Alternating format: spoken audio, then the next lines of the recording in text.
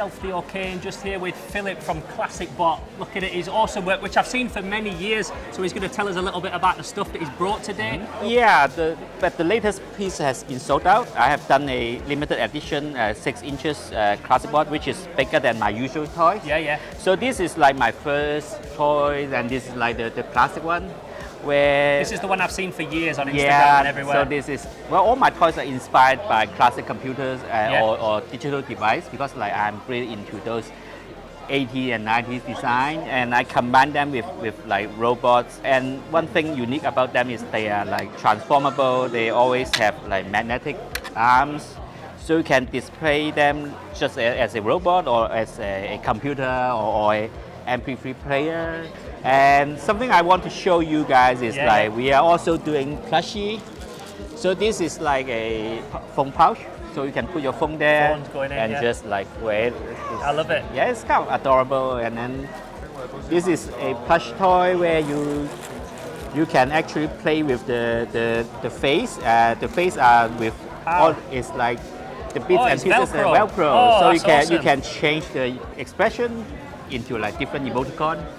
Yeah, I just want my toys to be like have a bit of playability. Yeah, you can still play around with it. They're all kind of modular. You can switch them around like socket poppers or something. So rather than just a static statue, I want something you can play with. You can put it on your desk when you are bored at work. Just to play with it.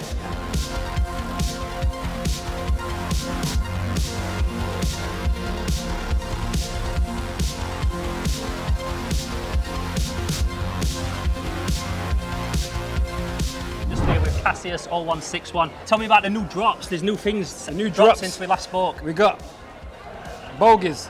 This is version 2 of bogie. The first one was green, that's why it's called bogie. So he's new. We had 5 of him. We've got 3 left. I always end up getting an interview with you at the end of the day when his stall's depleted. Just depleted, yeah. This is one I thought I might go off, but this was probably going to be hotter online, to be honest. But you still sold a fair few. You literally sold one in front of me, so. Yeah, I had a second shelf there. The zombie. Tell me about the zombie then. The zombie, These all a bit different as well. You drilled them all slightly different. Yeah, literally. They started with miscast, so every time I do a miscast or something, there's a bubble in the wing or something, I don't like to pass. Yeah. Just go in a bucket. I love it. I went back to the bucket and recasted them all and redone them all as zombies. And then any that's a bit of an imperfection, you can just drill a bit out, scar it up a bit, and then utilise them. That's it. It's very eco-friendly as well. We're not wasting resin. That's it. Don't waste it, because I've got a load of dead bees in a bucket somewhere at home.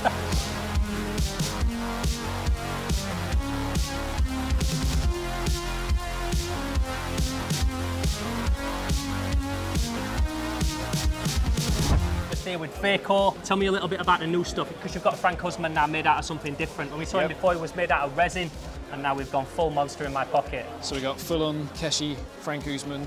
It's nice and squishy, bendable, exactly like the monsters in my pocket. Yeah. Let me feel it. It's no different from like an old monster in my pocket figure. Perfect Keshi material. What is this made out of now? Can you say it?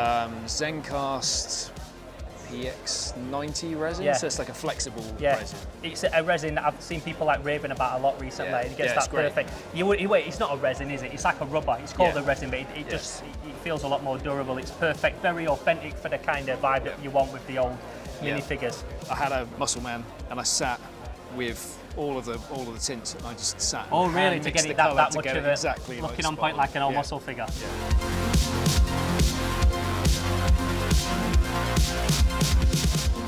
Just here with Hakon, I've always got to get a couple of words from Hakon when we're at these toy events. How's the day been? It's been really busy actually. I think busier than last year, definitely. Toy-wise, probably been the busiest event this year. Really? You've done a Toy Art collaboration t-shirt today. The Toy Art t-shirt collab. Let's show the tee. An official collab as well, isn't it, with Toy Art? And I like how Toy Art, they do lots of collaborations with the guys that keep coming and showing support to the events and stuff like that. If people want to get one of these, where we're getting it from? Is it from Toy Art, is it from your Instagram? They're on the Hawkon website. Yeah, because you do so much with clothing, like as much as you do the Toy Art thing a bit, like clothing is like your bread and butter, my main thing, and you're at like markets every single week selling your stuff in it and stuff like that. Yeah, if you're up Scotland way in Glasgow, like all the skaters and stuff, they're all like representing the Hakon brand, aren't they? Yeah. And down in London as well, I'm in a skate shop down there now as well. And they're like on their second batch of stuff. Yeah. And what's next for you? I know you've always got something in the pipeline. Have you got anything that's in the works that we can look forward to at the next event? I've got some ideas for a new figure. It's going to be like a He-Man, retro He-Man Trapjaw. Okay. But his gun arm's going to be something else. Okay, yeah. Don't say.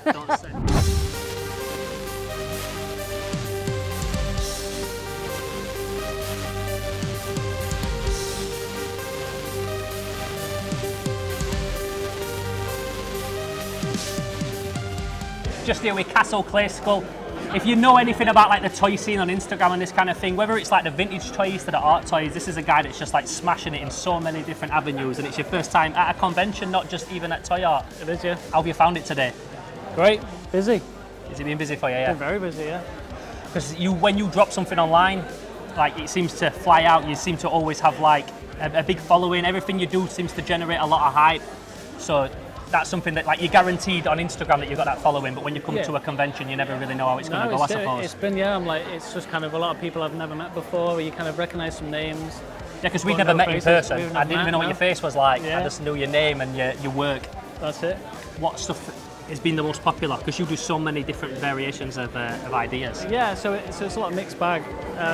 The Stay Puft Marshmallow Man. Really? Like, that seems to be like this current trend. People are saying, oh, I've been looking for a Stay Puft, I'm collecting Stay Puft. It's so weird, you never know what's going to hit, and because the trends are always changing, like a couple of years ago, like Motu was a big thing, and like you were doing a lot of like Motu 5.5 stuff, and then it's moving on to Stay Puft, that's what we're saying. Moving on to Stay Puft, seems to be, I think the Ghostbusters and the weird stuff's coming in. And you'd be doing the Fiendish Feet, which you know I'm a big fan of. Fiendish Feet inspired by Fiendish Feet. So how have they been received? I know that's like something that a few years ago no one were really talking about, and then all of a sudden those yogurt pots have had like a big resurgence.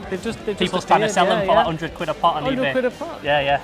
I couldn't keep up, so I thought, so make me own. Well, for half that price, you can get a Castle Clay Skull cup. Yeah, hold it up, let's see it, man. Tell me a little bit about your process as well, because you like cook this in a kiln, like old school, is that right? And you're the only person in like this whole scene that I know of that's actually doing like ceramic, classic pottery stuff. Yeah. But in this like new, I said contemporary, but it's not contemporary because it's like 80s and 90s kind of inspired. Yeah, I suppose so, yeah. But using clay to create this stuff that we so normally see in resin and stuff. That's right. Where did that come from? So I used to collect the 1970s Silvac pickle pots, pickled onions and stuff like that, and I thought, got to make some like modern ones of those, like ugly faces, Skeletor faces stuff. So but they call fugly mugs and all those. Do you know what those? They're called also fugly mugs, Price Kensington. There's loads like antique ones. Yeah. Kitschy like shit really that nobody wanted to buy. But I thought there's a beetroot one and it looks like the devil. That's my thing. Picked up that and thought I'll make some more of these like that. So I started with those, and then just the pottery tutors one day told me, oh, you can like cast smaller stuff. So we had a look at that. Brought a He-Man in. Like you say, the 5.5 Motu stuff, tried one of those and it worked a treat, and it's like, we're off to the races basically. And have you got like your own studio where you do it? Got my own studio. With a kiln? Small studio with a kiln. Yeah. Kilns in like the back room. But that's like a whole like crazy setup in itself, isn't it, right? A kiln. It's not like just an oven. You couldn't just put this in your oven. It's like a specific kind of room, isn't it, a kiln? Yeah. So got to put marble all around it or concrete so it doesn't burn the place down. No way. 1200 degrees. Well, it's a pleasure to meet you in person and to see your stuff in person, man. I wish you nothing but success, like I said to everyone, and I hope I see you at another convention in the future. Yeah, no doubt. Nice one, bro. Nice to meet you, and keep up the great work. Yeah, cheers. Nice one. Thanks. Sweet.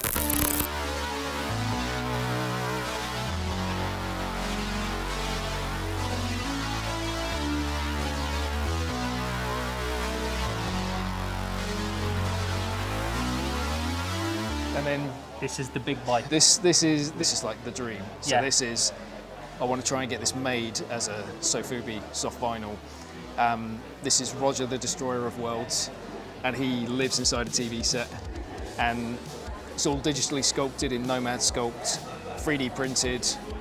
And then I'm just trying to put the feelers out and see if I can get it made as a soft vinyl. Is that UV resin that, like, if you put that out in the sun, will that start to keep curing it? So that's not something you can really like put on your windowsill. No, and it would be so expensive to print these and quality control that. So I want to get it like mass produced and see where it goes really. I love it. It's got the logo on the back as well. Yeah, cheers. You've got the Dope Baco logo there. Tell me a little bit about the inspiration for this one. When I see this, there's certain like movies and stuff that I can see reference to, but I don't want to drop them in case they're not right. It's chock full of references. So it's basket case, Videodrome, the bug eye ghost from Ghostbusters with instead of having the two eyes, he's got the one eye, and it's just all of those things that I love. Terror Vision, that's what I saw a bit of that when I looked absolutely. at it. And Videodrome was like the first thing I put when I saw it, So all merged into one piece. This is your first time at ToyCon, isn't it? This is my first time. I love it. I think it's my first time in Leeds, so it's a lovely city. And then I think the atmosphere of the show is very cool. It's more relaxed, And I think it's very we're toy chill here. focused. We're very chill Yeah, up very this way, chill. yeah. And it's very toy focused. Yeah. So but the toys are all different. So I think it's good. Yeah. Well, it's a pleasure to meet you, man. I All love right. your work. Keep All doing right. what you do. I love All it. right. Nice Thank meeting you guys. How have you found it today? Yeah, it's been It was good. busy when I turned up. Yes, it's been good today. It always feels like home, this place, isn't it? It's like dead quiet. And It's way more chill. I always say Yeah, definitely. Leeds Toyota. It's a nice chill vibe. It's busy, but it's chill. It's not hectic. You can just go with the flow of the day. It's a good one to just see out the year, isn't it? Just see Yeah, out- no, exactly. It's a good one to see out the year. You know, like in terms of like this Toyota UK event that we all come to, like Cassius just said it perfectly. It's like a great event to like see out the year. Yeah. Even though it's like busy and people make good money here and stuff, it's still like a nice chill event. What do you think like separates this from like the other events that we do? Because I mean, you do so many. I think it's just because it's in a small room, and then I don't know, it seems chill because of the lighting. I think. Maybe that's it. I Yeah. think it's the lighting. Well, as always, man. Nothing but loving it. pleasure, Strength to strength of everything Yeah, you do, till and I next can't wait time. to see you at the next one, whenever that may be. Icon, Nice one. Much respect, bro. take it easy.